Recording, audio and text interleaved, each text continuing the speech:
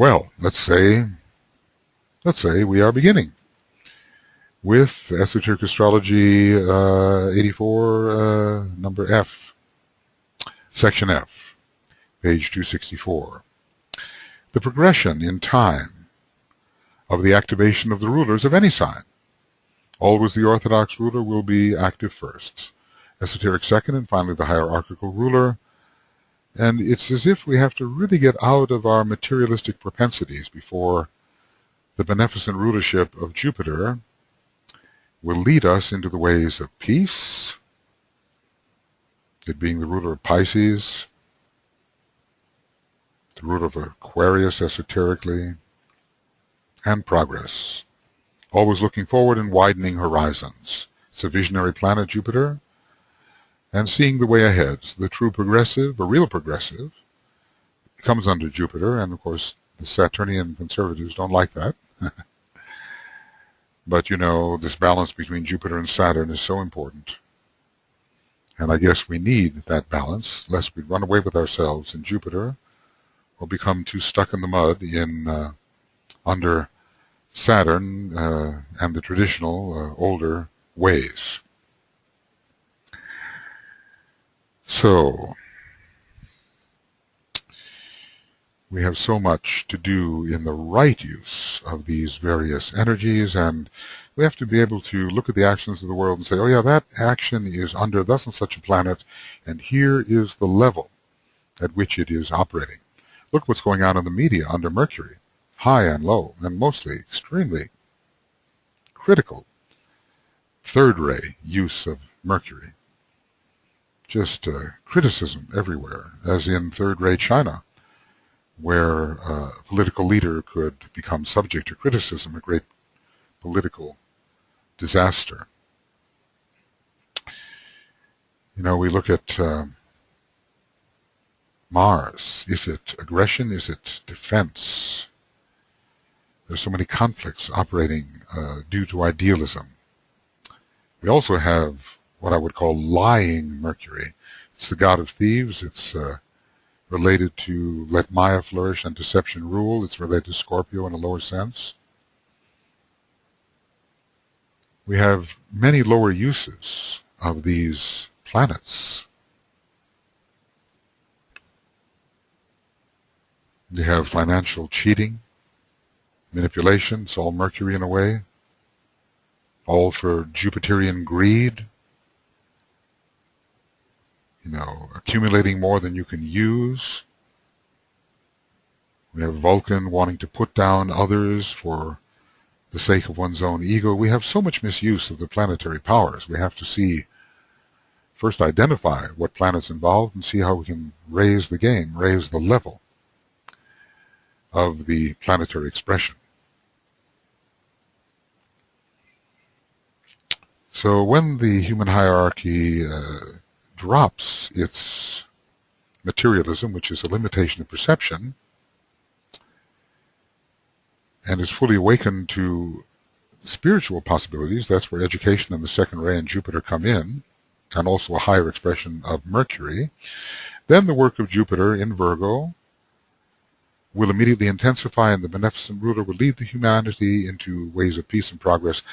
And also, let's just say that what we call the Christ principle will be very fully born, and the second ray soulness of humanity can emerge rather than its present struggling fourth ray soul. Kind of interesting because humanity is going to express on the Buddhic plane. Okay, well that's the fourth plane, so it fits with its fourth ray soul, but it's going to express monadically there. And on the Buddhic plane we have the sixth principle, which expresses love, wisdom, which is related to the second ray. So the Buddhi of humanity is also related to the second ray. So it will be a great day when the rays of humanity can be 2 and 4. It'll be the harmony aspect then of the fourth ray and the wisdom and love aspect of the second. Now, does a first ray destroyer lie behind all that? Well, it is the Scorpio hierarchy, the human creative hierarchy. And just compare what he says about human beings when he talks about their relationship to the Devas. Anyway, Virgo is definitely related. We're getting on here in section F of Esoteric Astrology Adventure 84. Virgo is definitely related through the medium of the various planetary rulers to 8 other signs of the zodiac. What are signs of relations we're involved in here? We can trace so many connections either through planets or through rays, and the rays of planets, the rays of constellations. And all of these connections are part of the cooperative enterprises of these various lords of the heavenly bodies and the aggregations of heavenly bodies. So much is going on behind the scenes, and we just are out here in the world of effects, and we see things working out, but we don't necessarily know the causes whatsoever. Anyway, to 8 other signs of the zodiac, and it is therefore with these 8 signs that we are concerned, because they produce an interrelated synthesis of 9 signs, including Virgo. Now, this is not exactly, I think, the 9, which is going in progressive order up to Capricorn, the sign of birth. See, we'd be moving clockwise in the earlier list. So Virgo, Leo, Cancer, Gemini, Taurus, Aries, Pisces, Aquarius, and finally Capricorn, bringing us 9 signs. But now we're going to look at a different way of relating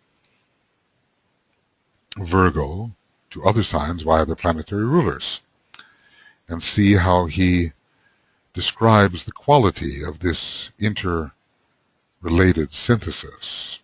In this interrelated numerical synthesis, it's always legitimate, that is, to follow paths of numerical resonance or identity and get a relationship out of it. In occultism, this is legitimate. Some people think we're just playing with numbers. But behind the scenes, there are these real relationships. They are causative. We want to know what they are. So in this interrelated numerical synthesis and fruitful, I wonder if DK ever uses words unconsciously or without deliberation. We're talking about the fruitfulness of the mother here. Fruitful interrelation.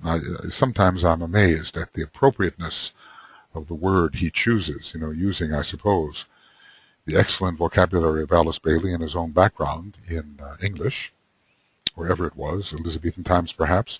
In this interrelated numerical synthesis and fruitful interrelation lies the entire history of human progress. So often he said that, check these signs out because humanity's history is here. We should have to collect the word history in order to find the particular relations that he has given us. We just were studying one in relation to numbers 1, 4, 8, and 11.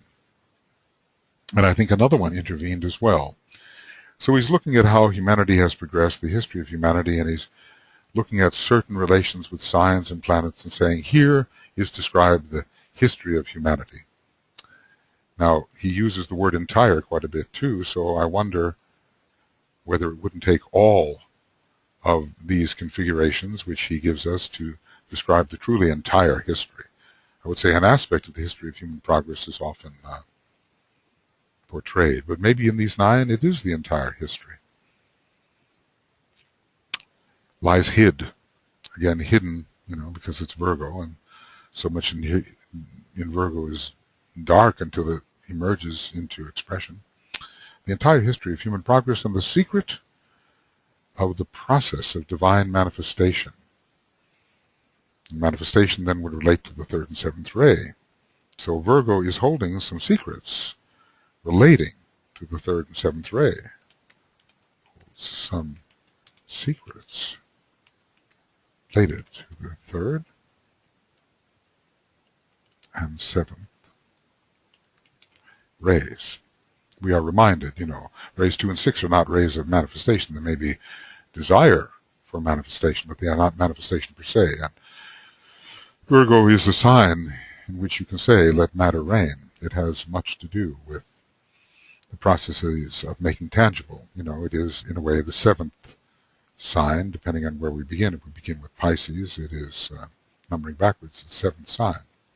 Otherwise, interestingly, it's kind of an 8th sign, numbering backwards. Is that correct? Yes. Beginning with Aries, numbering in a clockwise manner, the 8 being the number of the Christ, so fittingly an 8th sign in which the germination of the Christ consciousness can begin to occur. It is of value here to remember certain points, which are what? 1. 9 is the number of man. Well, okay, it is the number of man in relation to the 4th creative hierarchy. The 4th creative hierarchy is in reality the 9th, counting from the highest of those hierarchies which are given, starting with Pisces on the 3rd subplane of the cosmic astral. If the 5 unmanifested hierarchies are included in our enumeration, the human hierarchy is only the 4th among the 7 which are active in manifestation. So the numbers 4 and 9 are related. But 9 is the number of man. Well, yes. And sometimes other numbers are given. I'm trying to remember them at the moment. Leo is the most human of all signs. 5 suggests manus, man. 5 is a number of man. 4 is another number, the 4th human kingdom, and the 4th creative hierarchy of the manifested creative hierarchies. The numbers are usually then, if we look at the tabulation, 9, 4, and 4. But remember the 5 of Manus, with humanity closely related to the number 5 in terms of the concrete mind. So if we look here, just interested, how many times we get that. This may be a fruitless search. Number of man. We have 3 hits. 9 is the number of man. It is the number of Christ consciousness, just as 7 is the number of man. 8th of the number of hierarchy. 9 is the number of initiation or Shambhala. Well, humanity and initiation are closely related, and 5 is the number of man. Here in Feast on White Magic, page 199. So we get the same configuration, same form of words with different numbers. So let us not forget 7 and 5, both listed as the, quote, number of man. But, we have to check out the context, don't we? The number of man in such and such a context. And what about 4? So the 4th, 4th or human kingdom, and the 4th human kingdom, and the 4th creative hierarchy. That too. Those numbers, I think, are very related to man, but let us see, the context. Human beings are called the initiates, and 9 is the number of initiation. See, that is their name here, isn't it? Human hierarchy, the initiates, lords of sacrifice. Interestingly, the 4th ray being the ray of the first law of the soul, the law of sacrifice, and we would expect Scorpio to be involved there, a kind of death unto a higher consciousness and a descent into a lower consciousness, but keeping the connection between the higher and the lower via the 4th ray. So we have 2 poles. We descend, in a way relinquishing our higher consciousness, but in a way holding on to it. The monad is connected to its projection down into the lower worlds. 9, anyway, the number of man. He's dealing with the 9 here, and the ways in which the rulers of Virgo will be related to 9 signs, including itself. 9 is the number of initiation as far as humanity is concerned. Okay. In terms of the planetary logos, 7 is the number of initiation. So 7 is the number of initiation for the planetary logos, and 9 for the solar logos. Check out page 384 of Cosmic Fire. Okay. So there are 9 initiations held before humanity, but who knows what the span of initiations may be for other beings. Initiations are divided into different groupings. There are, he says, 5 major planetary initiations which man can take, and if they're planetary, they begin with the very first, the initiation of the birth of the Christ, the first of the great monastic initiations, thus 5 of them. 3 systemic initiations, of which Christ has 2. Systemic? Well, systemic, solar systemic. Now, interestingly enough, the solar initiations usually begin at the 3rd, but Christ certainly has more than 3rd and 4th. So we have to say that these systemic initiations must begin at the 5th, because Christ does not yet have the full 7th. So he has, he has the 5th and the 6th, but not yet the full 7th. Now, if he wants to say 5 major planetary initiations, it depends on how he uses the word planetary. He could be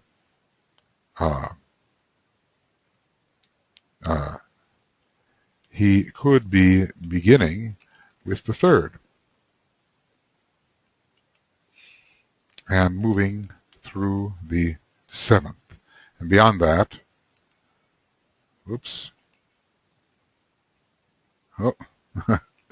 beyond that, the 8th and 9th are difficult to take on our planet or within our planetary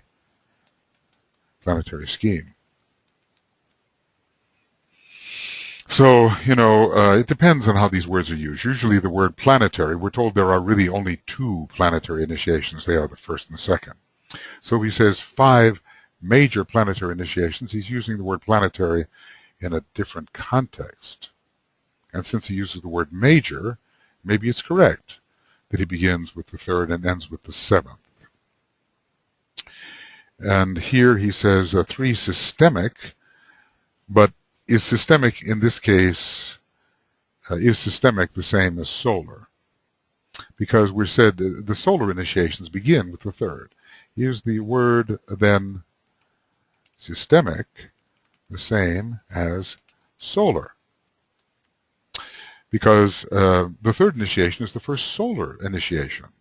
And then the next 5 can also be considered solar, in a sense. Maybe even initiation 8 and 9 can be considered solar, but Sirian initiations begin with the 5th. And one cosmic initiation which relates a man to Sirius. Well, that cosmic initiation, I suppose, is the 5th. That is the 5th, which is the 3rd solar. That's the 3rd solar initiation. So the problem is the way in which the word planetary, solar, and systemic are being used. But I think we can pretty well see what he's driving at here. A man usually takes 5 initiations. And if he goes beyond initiation 5, is it considered planetary at all? That's a question. And I think I will ask that here. I'll put this up for future reference. If a man goes beyond initiation 5, is that initiation, quote, planetary? But he says major planetary initiation. Now the problem again is that oftentimes the word major means beginning at the 3rd, but then when he considers the minor initiations which precede even the birth of the Christ, he starts with the monastic initiations and calls them major. So the same word is used differently in different contexts. I think we're on safe ground here if we, well, in a way, Yes, because look here. The seventh initiation is administered by the planetary logos, not by Sanat Kumara per se, as he is, or not by that unknown existence that administers the sixth, but by the planetary logos. So, therefore, oh, that's thought form. Therefore, the seventh initiation is, in a sense, planetary. So maybe that answers the question. Yes, could be, because the word major is there, and the seventh initiation is administered by the planetary logos, so it has to be considered planetary in that sense. Though the two initiations of the threshold are called planetary in relation to initiation 3 beginning the solar group of initiations, in relation to initiation 5 beginning the Syrian group of initiations, some of which are still solar.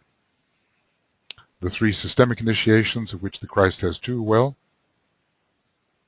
systemic initiations have to begin with the 3rd. I don't see any other way, because the Christ does not have the full 7th. He has the 5th and 6th. And 1 cosmic initiation, and if we went beyond the 5th, we'd have to say that the 6th is cosmic, the 7th is cosmic. So the 7th is the ultimate planetary, is a solar systemic initiation, and is the 3rd cosmic. The 5th is what?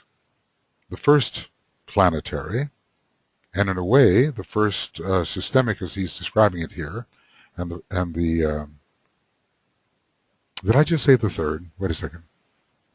The 5th initiation. Okay. That is the 3rd planetary, the 1st systemic, solar systemic, the way we're looking at it here, and the 1st cosmic. But the cosmic initiations, I suppose, keep going. 5, 6, 7, 8, 9. Do they go beyond that? Well, we're not given to know yet. This whole question of categories of initiations is interesting, but mostly we have to learn how to control our astral and mental bodies and align them with the souls. We have some very humble things to do, and a lot of this knowledge is simply speculative, nice to know, and possibly giving a certain order to the mind which allows us to be clearer about the mode of pursuing our discipleship work. The relation of Virgo to 8 signs has therefore a definite bearing on these matters. It's amazing how he uses numerology, right? And the 9 united potencies play their part in developing the Christ life in the individual and in the mass of men. So this is important. 9 related potencies related through the rulers of Virgo are active in developing the Christ life. Well, that's our big theme, the development of the Christ life. That's why we are disciples in the first place. We're trying to develop this method of being, which is not strictly that of the personality or of the 3rd aspect. We're seeking to become expressions of the 2nd divine aspect. From this group of signs and their attendant constellations, now, that worries me because we're oftentimes talking about constellations and signs and their attendant planets. Now, does the word attendant imply an inferior or a superior position? Signs, in a way, are attendant upon constellations because they are lesser energy fields than the constellations themselves, and attendant is not a superior. But maybe he means here associated constellations. The constellation is always, in a way, attentively looking for methods of expressing its energy through the concentrated influence which a sign represents. So from this group of signs and their attendant constellations, 3 are omitted. Now these are not the same 3. The ones that were omitted from the other 9 were Sagittarius, Scorpio, and Libra. because we began with Virgo and we worked our way clockwise through Capricorn, a sign of birth, 9. Now, through different associations, which I hope he gives us here, we have a different 9. Libra is again found, but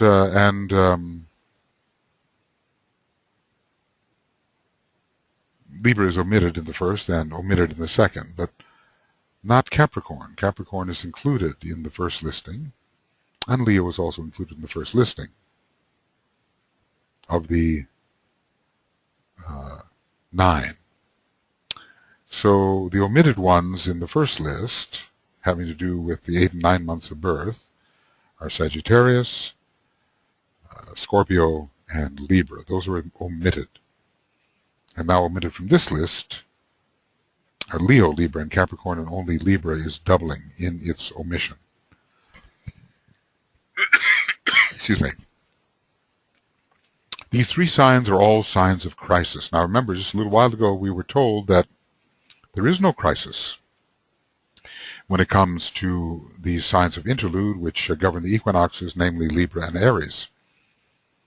But I think he means crisis in a different manner, because he described crisis as a specific building up of planetary energy until a certain point is reached where something just must be done. And maybe he means crisis in a different way here. These 3 signs are all signs of crisis and indicate the progressive influence of the other 9 and the situations which evolve out of their activity. Okay, so the other 9 signs, we have to see what he calls them, how he names them, because these 3 signs of crisis are related to the other 9, which necessarily have to be, beginning with Virgo, Virgo, Cancer, Gemini, Taurus, Aries, Pisces, Aquarius, Sagittarius, Scorpio. And we'll see how the mode of relationship goes. So well, maybe right down here he is listing them. I wonder and hope he is. Maybe that will mean we don't have to do it ourselves. Well, he certainly, I think he's going to do this around page 273. Let's see, or is it 473? Well, he hasn't listed them yet. Why don't we list them? Because we know which ones are omitted, and maybe we will have to figure out the relationships, or try to figure out these relationships related to the rulers of Virgo. Okay, page up, up, up, up, up, up. Okay, so what are the 9? Okay. So, what are the 9 which are related to Virgo, including itself? What are the 9 related to Virgo and including itself? Well, let's proceed in a clockwise manner. Leo, Cancer, Gemini. I don't want that. I'd like to get these a little closer. Maybe I can just do it this way. Leo, Cancer, Gemini. These are 9 signs. Taurus, Aries, Pisces, Aquarius. Now we have to skip Capricorn and go to Sagittarius, Scorpio. Then we have to skip Libra and go to Virgo. These are 9. And let's look at them. Count. 1, 2, 3, 4, 5, 6. Whoops. 1, 2. No, we can't have Leo. What am I doing? Leo is not involved. Leo was omitted. So 1, 2, 3, 4, 5, 6, 7, 8, 9. Now, we'll know this in just a moment.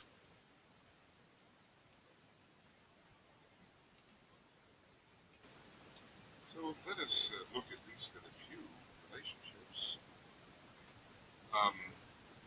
The relationship of Virgo to Cancer comes by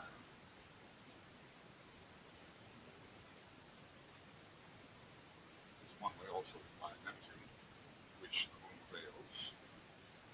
Gemini comes principally by Mercury. Taurus comes via Vulcan, which is said to be veiled by the moon. Aries comes via Mercury. Pisces comes via Jupiter, the esoteric ruler, hierarchical ruler. Aquarius comes via the moon. Sagittarius comes via Jupiter.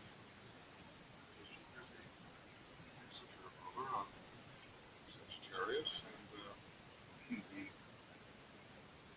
hierarchical ruler of Virgo. Scorpio comes via Mercury. It's the hierarchical ruler of Mercury.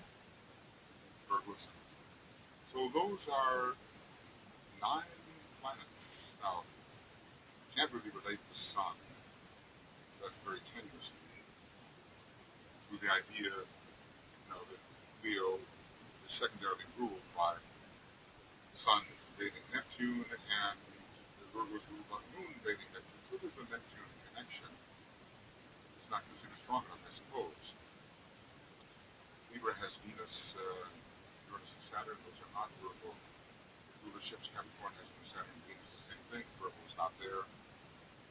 Having those rulerships. So these are the 9. And the 3 signs that are exempted, Leo, Libra, and Capricorn, are signs of crisis. I suppose,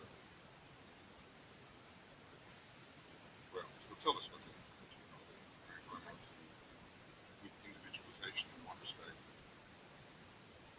with balance in another, with initiation in another. I suspect I don't know what is involved. These 3 signs are all signs of crisis and indicate progressive influence of the other 9. Because if so, these 3 signs of crisis span again the entire development of humanity all the way from individualization to initiation. So these situations, these crises, evolve out of the activity of the 9 now. What would be the role of these 9 for the process of individualization? Certainly we can figure that out before the process of balancing Libra and before the process of initiation. They are the testing points in the process of the play of energies.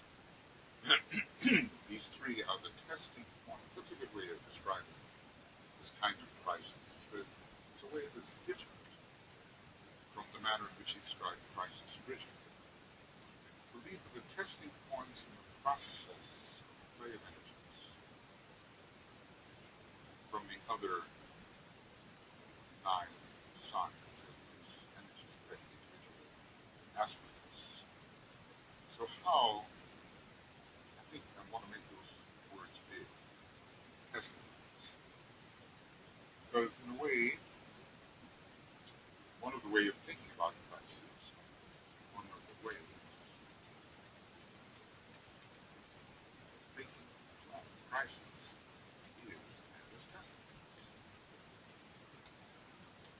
Also, we can say they are change points or breaking points. That seemed to be the way that PJ was describing crisis earlier, exempting Aries and Libra. So they are 1. Okay, the Leo, the crisis of individualization shows itself in 2 stages as. It's used in inchoate power in Leo. It is a first-rate sign. But there's also a rather diffused and inchoate consciousness for quite a while, until there's a gradual personality integration and the person becomes more and more centered and less confused. The power can then be wielded deliberately, intelligently, effectively. So Leo spans a great gamut of development all the way from becoming something distinct in consciousness and not realizing it to the point of 3 million years later, realizing it a bit, to the point of working your way through the personality vehicles until you gradually start to become a recognizable, distinct person with 3 types of capacities you can wield: mental, emotional, physical. That is where Ahamkara reaches its highest point, integrated and dominant personality. So this is a testing point, I suppose. What way are you testing? Well, what's your identity? What type of self do you identify? So individualization is just the beginning leading to personality integration, which it signifies the emergence of personality, realization, preparation for the Christ experience. So, in a way, you have to be a personality before you can have the fully developed Christ experience. It is self-conscious. Yes. And the lower synthesis, he's only talking about one part of it.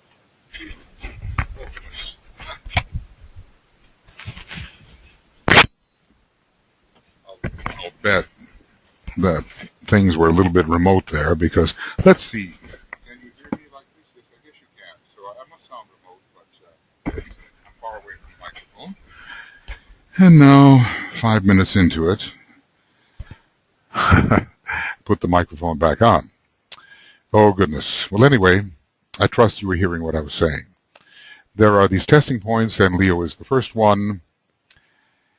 And we have to be that a tested identity, a tested personality before we can build upon that third aspect and have the emergence of the Christ principle. So it's a lower synthesis, at least in one phase of Leo, lower synthesis. Here comes another testing point, the crisis of balance, crisis of equilibrium, the emergence of the sense of self-direction. This is under Saturn, right? Because you can stand back and deliberate under Saturn, weighing and balancing. It is the point of equilibrium between soul and form. You realize you are both, so it really does take some development of the Christ principle to recognize that you have a soul which is balancing the form, and they can balance the form reasonably satisfactorily. If there's only a little bit of soul development, it doesn't balance the form at all. So quite a bit of soul development has to come here when you're on the probationary path, the path of many choices. It signifies the emergence of free choice. Interesting, in the planet of determinism, Saturn, the freedom given here. How interesting, because usually, you know, when Capricorn types who seem to like the deterministic point of view weigh in, it's usually under Saturn. You are compelled, they say. So it signifies the emergence of free choice. Compelled by Vulcan, compelled by Pluto, which rules the underworld into which Capricorn penetrates. I was thinking about Freud and how he really felt that the unconscious mind was compelling us beyond our ability to know. He had a strongly Pluto bias. Scorpio was his ascendant, and he was strongly conditioned by Pluto. I suppose this is a bit of a tangent, but you know, oh well, of tangents, possible illuminations are made. So here's Freud. Sigmund Freud, and let's just see, might be interesting. Scorpio rising, Pluto in Taurus, with Vesta, in the 6th house of therapy, Chiron in the house of the mind, and deterministic Saturn up here in Gemini. In any case, he felt that we were compelled by forces beyond our control, and we had to discover these compulsions. But Saturn rigorously holding us into a chain of causality. That's how many Capricorn people explain the lack of free will. Is also a planet of free choice. There is a moment of equilibrium. We are intelligent. We can look in both directions. We weight up the values, and we can assign our will to one or the other. It's kind of a Martian impulse, or maybe the scales fall in Saturn. It's some sort of weight. Saturn represents weight. It represents lead. It represents something heavy that can weigh the pan down. So it's as if you put your Saturn, the weight of your Saturn, on one side or the other. So it is the point of equilibrium. It signifies the emergence of free choice. It is the consciousness of duality and the effort to balance the two. And I would say, not only balance the two, but later decide for one of the two. And that will determine motion, because this is a moment of stasis. You're not really going anywhere. You're at a standstill, and you're looking at possible directions you might take. Once the decision is made, you start moving again. Right now, there's only a gentle oscillation between two possibilities. So you put the weight of your Saturn, the weight of your choice, in one pan or the other, and you go forward spiritually or backward into a more material consciousness. So the crisis can be as well, in a way, the crisis can be as well the direction to choose. You're faced with a crisis of choice between spiritual,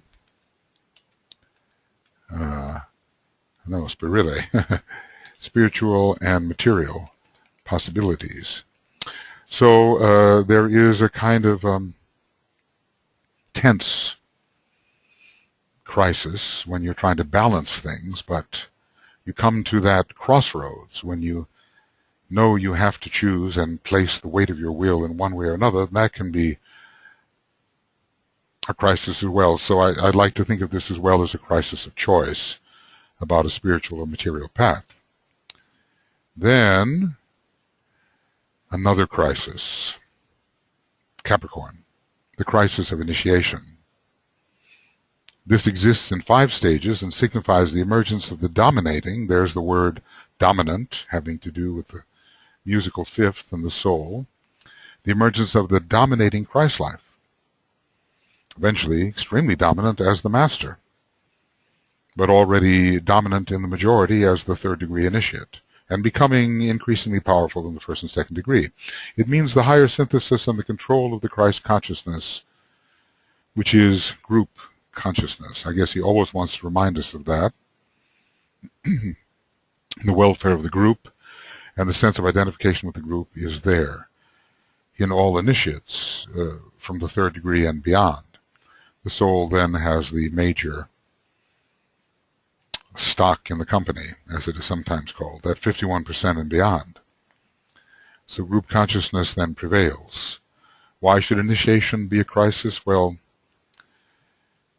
there are so many obstacles as we attempt to mount through this elevatory Capricorn energy that rules the law of elevation, law of group progress. We're rising here. We're swimming against the stream in a way. So many are the inhibitory factors. And there's that moment of breakthrough.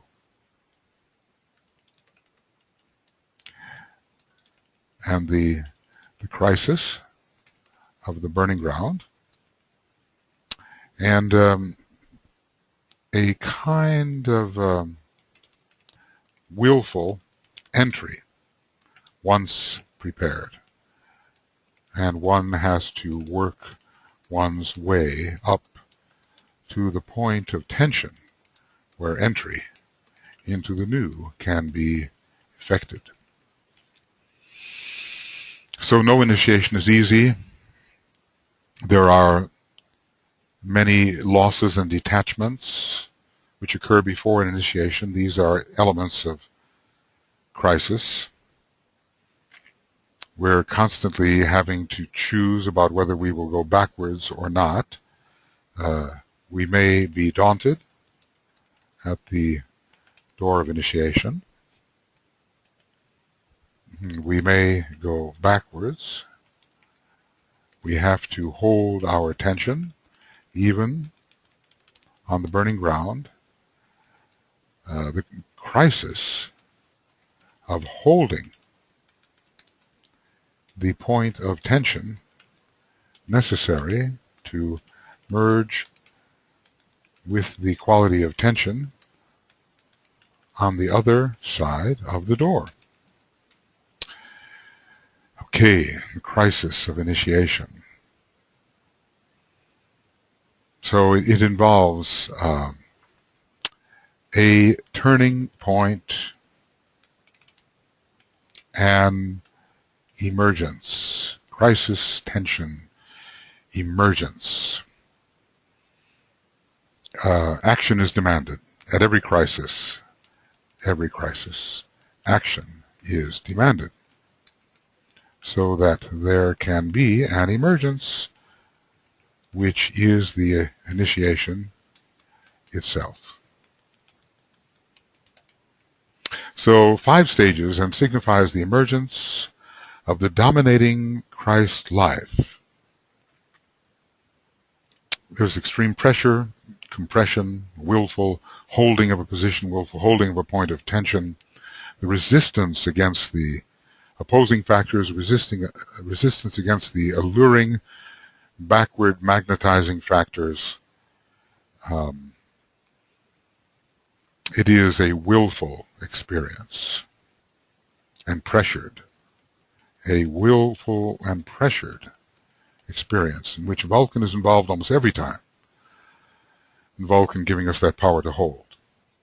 It means the higher synthesis and the control, I would say, by the Christ consciousness here, control of the Christ consciousness, which is group consciousness. So these are 3 testing points. 3 testing points. Individualization leading to personality integration. The building up of the Christ consciousness and the balancing of it against the integrated personality. So it's a Leo, Libra polarity here. And allowing the reversal to occur. Allowing judgment to occur, so that we may move forward along the path of spiritual development, and then we come to initiation where all the pressures are applied. We must hold firm according to the type of field we seek to enter, resist all opposition, resist allurement, hold our tension while synchronizing it with that which lies on the further side of the door, and then emerge through resonance, through the door and beyond. So something is demanded at that point of tension on the burning ground. You're either going to go forward or you're going to slide back. You can't stay there forever. It's a crisis demanding a change in configuration. I want to say that every crisis demands a change in configuration. And you are part of the configuration. Okay. So, where are we? We're getting there. There are therefore 9 signs through which potencies pour, which are creative in their effect. Yes, they're changing the combinations of things, changing relationships, let's call it that way. They are changing relationships, and which produce changes which are needed in the progress of the soul towards divine expression. But they are not, I suppose, signs of crisis, although in other ways you can call them signs of crisis. Later, I think on page 474, he has quite a number of signs of crisis. Let's jump there just to see that, just to compare it. I think it's 474. I think so. Or 473. Or 4. Let's see. Oh. See figure. No, that's not it. Could I be incorrect? Could be.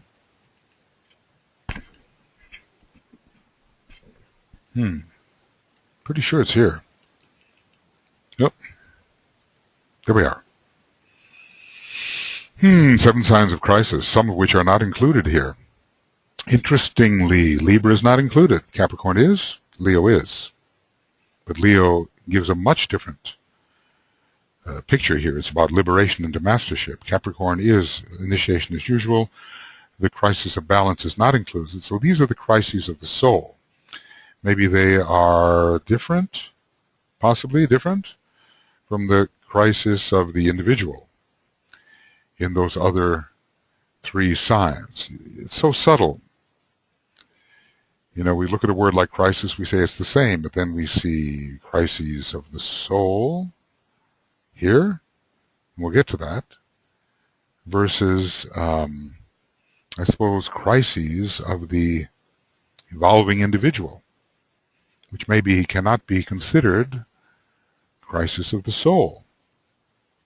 So, you know, these are, maybe, let's put this down, that maybe these 3 testing points or crises of individual aspirants are different from the crises of the soul listed on page 473. Is that correct? 473? Let's see. 472. Okay, 472. So DK always tells us, he says, read with care, lest you jump to conclusions and conflate things. It's always possible to conflate things which are essentially distinct or subtly distinct. And one must be on the lookout against such bringing together of things which are similar but not identical. So we don't want to force identicality upon things which are only similar but not really identical. Well, getting there. Finding this really fascinating.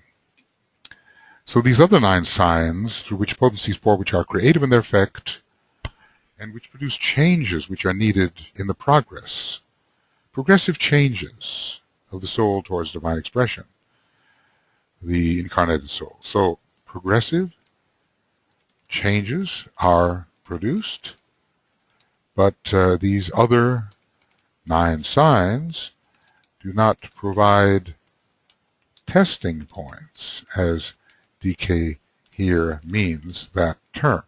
Now we'll study later the crises on 472 and perhaps try to decide whether we think they provide testing points or not. So you have also 3 signs of crisis whereby the point in evolution is determined.